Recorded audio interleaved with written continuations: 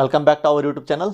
Today our new topic is strain and it's types. आज आपका topic है strain और उनकी टाइप्स को आज हम समझेंगे। हम एक इजी टॉपिक है। इससे पहले हमने इलास्टिसिटी, स्ट्रेस और उनकी टाइप्स को हमने समझा। जिन बच्चों ने उनको उस लेक्चर्स को पहले लेक्चर्स को नहीं देखा, पहले लेक्चर्स को देखें, उसके बाद इस टॉपिक पर आएँ, उनको ये टॉपिक अच्छे तरीके से क्लियर हो जाएगा। तो हमारे पास एक बॉडी जो होती है जिसमें एक इलास्टिक प्रॉपर्टी होती है, उसी में ये एक स्ट्रेन की प्रॉपर्टी भी होती है। तो देखिए हमारे पास जो है स्ट्रेन क्या होता है। स्ट्रेन हमारे पास क्या है, सिंपल में अगर हम सिंपल लैंग्वेज में हम बोलते हैं खिंचाव। स्ट्रेन क्या होता है, खिंचाव होता है। तो इसको अगर हम डिफाइन करेंगे किस बॉडी में कितना स्ट्रेन है वो हम कैलकुलेट कर सकते हैं। तो स्ट्रेन को किस तरीके से डिफाइन करते हैं हम, it is a ratio of change in configuration to the original configurations. जो यहां पर लिखा है मैंने, it is a ratio of change in configuration to the original configurations.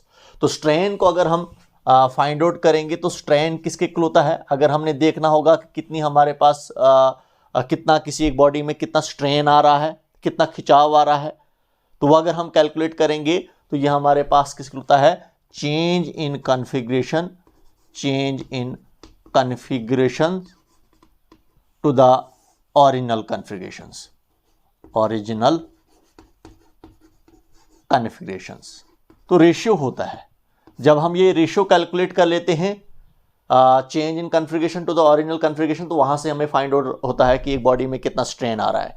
Configuration में शेप, साइज, वॉल्यूम आ जाता है, क्योंकि इसीलिए हमें इसकी अभी हम टाइप्स पर जाएंगे। हम पहले आपके पास लॉन्गिट्यूडनल स्ट्रेन जिसमें हमारे पास लेंथ चेंज हो जाती है, उसके बाद वॉल्यूमेट्रिक स्ट्रेन जिसमें हमारे पास वॉल्यूम चेंज हो जाता है। तो इनकी टाइप्स को हम बाद में हम समझेंगे। हम तो यहाँ पर सिर्फ हमने पहले डेफिनेशन समझनी है कि डेफिनेशन हमें क्या कह रहा है। चेंज इन कॉन्फ़िगरेशन, चाहे वो कोई भी हमारे पास चेंज हो, शेप हो चेंज हो जाए बॉडी में, साइज चेंज हो जाए बॉडी में, या वॉल्यूम चेंज हो जाए बॉडी में, वो जो चेंज होती है, जैसे हमारे पास एक बॉडी है उसकी लेंथ जो है वो 3 मीटर है, तो वहां पर जब हम एक डिफॉर्मिंग फोर्स अप्लाई करेंगे तो उसकी लेंथ क्या बन जाती है, उसकी लेंथ इंक्रीज हो जाती है 4 मीटर। तो 3 मीटर से जब हमारे पास उसकी लेंथ 3 मीटर है, जो ही हमने डिफॉर्मिंग फोर्स अप्लाई की, इसकी लेंथ इंक्रीज हो गई, ये बन गई 4 मीटर। तो चेंज इन लेंथ, इसका मतलब यहां पर हमारे पास लेंथ कितनी इंक्रीज हुई, पहले 3 थी अब 4 हो गई। इसका मतलब 1 मीटर, इस 1 मीटर का इसमें क्या आया, चेंज आया to the original configuration. Change in length हो गई हमारे पास, लेंथ कितनी चेंज हुई, 1 मीटर। ओरिजिनल लेंथ की थी क्या थी हमारे पास, दैट इज 3 मीटर थी। तो इस तरीके से हम क्या निकाल पाते हैं, हम इस रॉड की क्या निकालेंगे, रॉड में कितना स्ट्रेन आ रहा है। तो वही हमारे पास जो है, यहां पर हमारे पास अगर कॉन्फ़िगरेशन हमारे पास चेंज हुई, कितनी कॉन्फ़िगरेशन चेंज हुई, जैसे हमारे पास एक रॉड थी उसकी कितनी कॉन्फ़िगरेशन चेंज हुई, अगर हम कहेंगे उसकी लेंथ कितनी इंक्रीज हुई, 1 मीटर। ओरिजिनल कॉन्फ़िगरेशन क्या थी उसकी ओरिजिनल कॉन्फ़िगरेशन ये थी कि उस रॉड की लेंथ जो थी वो 3 मीटर थी। तो 1 डिवाइडेड बाई 3, वहां से हमें निकलेगा कि हमारे पास रॉड में कितना स्ट्रेन आया। तो सिंपल में हम कहेंगे change in configuration to the original configurations के इक्वल ये होता है। तो देखिए ये जो हमारे पास होता है स्ट्रेन जो होता है, इसका कोई यूनिट भी नहीं होता है, no unit and no dimensions. इसकी कोई डायमेंशंस भी नहीं होती है, नो डायमेंशन। क्यों, यहां पर अगर आपको बोला जाएगा क्यों, क्योंकि डायमेंशनल फार्मूला इसका कुछ भी आपको नहीं मिलेगा, किसका, स्ट्रेन का। कोई भी हम इसकी टाइप्स पर आप जाएंगे, हम वॉल्यूमेट्रिक स्ट्रेन निकालें, आप लॉन्गिट्यूडनल स्ट्रेन निकालें, इनका कोई डायमेंशन भी नहीं होगा, कोई यूनिट भी नहीं होगा। क्यों नहीं होगा, क्योंकि जो आपके पास जो यहां पर हमारे पास चेंज, जैसे हमारे पास चेंज इन लेंथ का यूनिट क्या है, मीटर है, टू द ओरिजिनल लेंथ हमारे पास, तो लेंथ ही हमारे पास उसका भी मीटर होगा। तो मीटर कैंसिल आउट हो जाए, क्योंकि जो फिजिकल क्वांटिटी आपको ऊपर मिलती है न्यूमीटर में, वही फिजिकल क्वांटिटी आपको डिनोमिनेटर में भी होती है। तो आपके पास अगर हम कहेंगे लेंथ आपके पास न्यूमीटर में है, तो लेंथ ही हमारे पास डिनोमिनेटर में भी होगी। तो लेंथ ऊपर वाले यूनिट का भी, लेंथ का यूनिट क्या है, मीटर है, ऊपर वाले का भी यूनिट मीटर ही होगा, नीचे वाले का भी मीटर ही होगा। मीटर कैंसिल हो जाएगा तो आपके पास कोई यूनिट नहीं मिलेगा। तो डायमेंशंस भी कोई नहीं मिलेगी। जैसे लेंथ है ऊपर हमारे पास, तो लेंथ की डायमेंशन एल होती है, नीचे भी लेंथ है हमारे पास, ओरिजिनल लेंथ है, उसकी डायमेंशन भी एल ही है, एल कैंसिल आउट हो जाएगा, तो आपके पास डायमेंशंस भी कुछ नहीं मिलेगा। तो इसीलिए स्ट्रेन का कोई यूनिट भी नहीं होता है और कोई डायमेंशंस भी नहीं होती है। तो ये हमारे पास क्या होता है, दैट इज स्ट्रेन।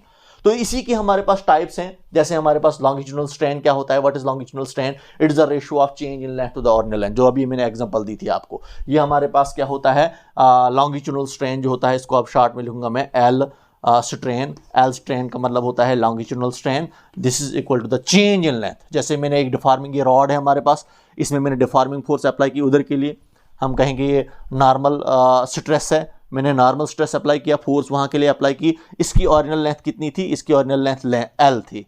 अब यहां से लेकर यहां तक इसकी लेंथ इंक्रीज हुई, कितनी लेंथ इंक्रीज हुई, डेल्टा एल।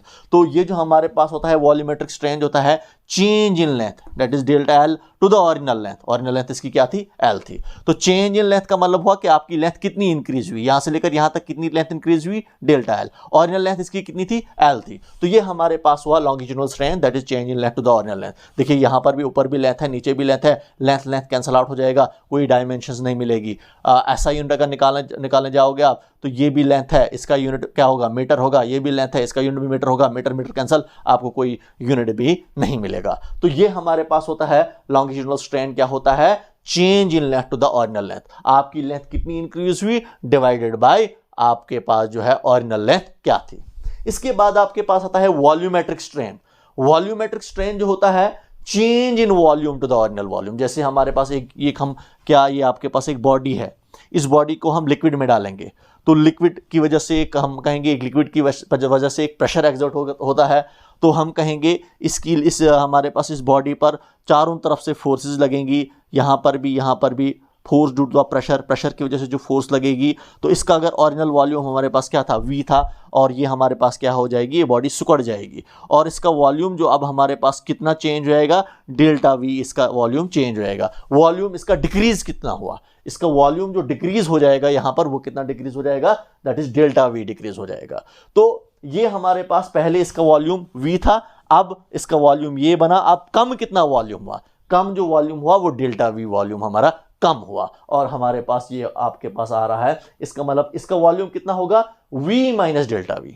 इसका वॉल्यूम कितना होगा, v माइनस डेल्टा v होगा। ये जो आपके पास बचा, अब हमारे पास एक बॉडी जो आपके पास बची, इसका वॉल्यूम कितना रहेगा, दैट इज v, जो हमारे पास ओरिजिनल वॉल्यूम था, इसमें ये डिक्रीज जो वॉल्यूम हुआ वो हम निकाल देंगे। अब जो बचेगा आपके पास वो volume v minus delta v के इक्वल होगा। तो आपके पास वॉल्यूम कितना डिक्रीज हुआ, दैट इज डेल्टा v। तो यहां पर अगर हम निकालते हैं वॉल्यूमेट्रिक स्ट्रेन, इसको v से रिप्रेजेंट करेंगे, तो वॉल्यूमेट्रिक स्ट्रेन जो होगा ये किसके इक्वल होगा, that is change in volume. Volume कितना डिक्रीज हुआ to the original volume. Original volume पहले कितना था, v, लेकिन देखिए यहां पर वॉल्यूम डिक्रीज हुआ, इसीलिए हम इसको माइनस से यहां पर रिप्रेजेंट करेंगे। तो अगर हमारे पास वॉल्यूम इंक्रीज होगा तो फिर plus delta v divide by v। तो ये हमारे पास हुआ change in volume to the original volume. हमारा चेंज इन वॉल्यूम हुआ, आपका वॉल्यूम कितना डिक्रीज हुआ, डिवाइडेड बाय ओरिजिनल वॉल्यूम, जो आपके पास ओरिजिनल वॉल्यूम था। तो ये भी यहाँ पर भी आप देखोगे, आप डायमेंशन लेस होगी, क्योंकि देखिए हमारे पास यूनिट लेस होगी। वॉल्यूम का यूनिट होता है मीटर क्यूब, नीचे भी वॉल्यूम है metre cube, metre cube cancel out हो जाएगा, कोई यूनिट नहीं होगा, कोई डायमेंशंस भी नहीं होंगे। अब आपके पास आता है नेक्स्ट, आपके पास आता है शेयर स्ट्रेन। तो शेयर स्ट्रेन के लिए आपको थोड़ा सा यहाँ पर समझाऊंगा मैं, यहाँ पर हम ले लेंगे डायग्राम, तो यहाँ से डायग्राम के ज़रिए से आपको समझाऊंगा मैं, क्योंकि ये आपके पास अगर पहले हमारे पास एक हम कहेंगे एक बॉडी है, और ये एक सरफेस पर है, और यहाँ पर मैं क्या करता हूँ, एक टेंजेंशियल फोर्स अप्लाई कर रहा हूँ मैं इसकी अपर सरफेस पर। तो ये अपर सरफेस इसकी क्या हो जाएगी, ये डिस्प्लेस हो जाएगी, इसकी अपर सरफेस ये मैंने टेंजेंशियल फोर्स अप्लाई की यहाँ पर, इसकी अपर सरफेस क्या हो जाएगी, वो डिस्प्लेस हो जाएगी। ये अपर सरफेस डिस्प्लेस हुई, इसकी पहले यहाँ पर थी, अब ये अपर सरफेस, क्योंकि टेंजेंशियल फोर्स अप्लाई की मैंने, कितनी डिस्प्लेसमेंट हुई यहाँ से यहाँ तक, दैट इज डेल्टा एल। और इसकी ओरिजिनल लेंथ हमारे पास, हम अगर कहेंगे ये अपर सरफेस है, ये लोअर सरफेस है, तो परपेंडिकुलर डिस्टेंस अपर और लोअर सरफेस के बीच में कितना है, एल है। तो देखिए यहाँ से हमारे पास, और यहाँ पर एंगल कितना बन रहा है, थीटा एंगल बन रहा है हमारे पास। तो इस थीटा से भी हम शेयर स्ट्रेन निकालते हैं, कितना एंगल, हम कितने एंगल से हमारे पास ये अपर सरफेस डिस्प्लेस हुई ओरिजिनल सरफेस से, ओरिजिनल पोजीशन से कितनी डिस्प्लेस हुई, तो इस थीटा से भी हम इसका शेयर स्ट्रेन निकाल सकते हैं। और दूसरा हमारे पास फार्मूला क्या है, शेयर स्ट्रेन क्या होता है, it is a ratio of displacement of upper surface to the perpendicular distance between upper surface and fixed surface. तो देखिए हमारे पास जो ही हमारे पास ये बॉडी यहाँ पर थी, मैंने इसमें टेंजेंशियल फोर्स अप्लाई की, टेंजेंशियल फोर्स अप्लाई करने के बाद ये बॉडी डिस्प्लेस हुई, इसकी शेप चेंज हुई। ये जो हमारे पास शेयर स्ट्रेन जो होता है ये किसके इक्वल होता है? शेयर स्ट्रेन जो हमारे पास जो है ये किसके इक्वल होता है? शेयर स्ट्रेन ये हमारे पास जो होता है जिसको हम थीटा से रिप्रेजेंट करते हैं ये delta L divided by L के इक्वल होता है। Delta L divided by L के इक्वल होता है। तो यहां पर भी आपको बोलूंगा ये डेल्टा एल लेकिन कौन सा होता है? ये डेल्टा एल होता है डिस्प्लेसमेंट ऑफ अपर सरफेस। पहले हमारे पास सरफेस यहां पर थी, जो ही हमने टेंजेंशियल फोर्स अप्लाई की तो इसकी डिस्प्लेसमेंट यहां से यहां पहुंची ये सरफेस, हम कहेंगे ये इसकी अपर सरफेस डिस्प्लेस हुई, तो डिस्प्लेसमेंट कितनी हुई यहां से लेकर यहां तक? Delta L. और to the perpendicular distance between upper surface and lower surface. Upper surface ये है, लोअर सरफेस ये है, फिक्स्ड सरफेस जिसको बोलते हैं हम। तो अपर सरफेस और लोअर सरफेस के बीच में डिस्टेंस कितना है? एल है। तो शेयर स्ट्रेन जो होता है वो रेशियो होता है, किसका रेशियो होता है? Displacement of upper surface to the perpendicular distance between upper surface and lower surface. इसका मतलब डेल्टा एल आपके पास डिस्प्लेसमेंट हमारे पास अपर सरफेस की, और एल जो हमारे पास है ये डिस्टेंस है हमारे पास अपर सरफेस और फिक्स सरफेस के बीच में ये एल। तो वही लिखा है हमने, it is a ratio of displacement of upper surface to the perpendicular distance between upper surface and lower surface. इसको इस थीटा से भी हम मेजर करते हैं। ये आपके पास थीटा है यहां पर कि हमारे पास अपर सरफेस किस एंगल से डिस्प्लेस हुई, तो यहां से भी हम ये निकाल पाते हैं, शेयर स्ट्रेन निकाल पाते हैं। तो देखिए ये थीटा जो हमारे पास ये कहां से हम लाते हैं? आपको पता है यहां पर आपको बोलूंगा मैं tan थीटा की अगर हम बात करेंगे, tan थीटा से हम इसको निकालेंगे तो tan थीटा जो हमारे पास किसके होता है? तो tan थीटा जो हमारे पास होता है वो परपेंडिकुलर अपॉन बेस के इक्वल होता है।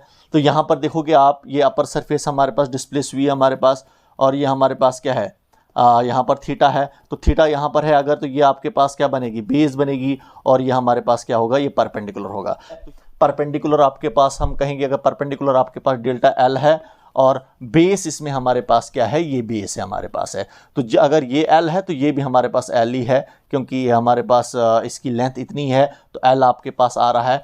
तो यहाँ पर हमारे पास जो tan थीटा जो होता है, ये थीटा जो होता है ये काफ़ी स्मॉल होता है। ये tan थीटा जब आपका एंगल जो होता है वो काफ़ी स्मॉल होता है, जब आपके पास theta it is very small, ये काफ़ी स्मॉल होता है।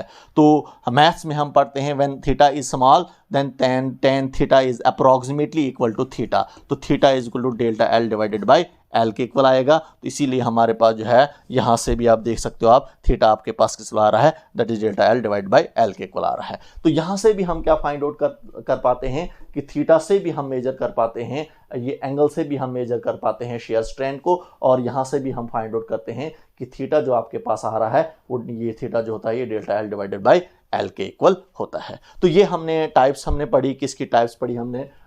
स्ट्रेन और उसकी टाइप्स हमने पढ़ी। इसके बाद हमारा जो होगा इसके आगे चलेंगे हम हुक्स लॉ हम पढ़ेंगे, इंपॉर्टेंट क्वेश्चन है वो भी। तब तक के लिए ओके।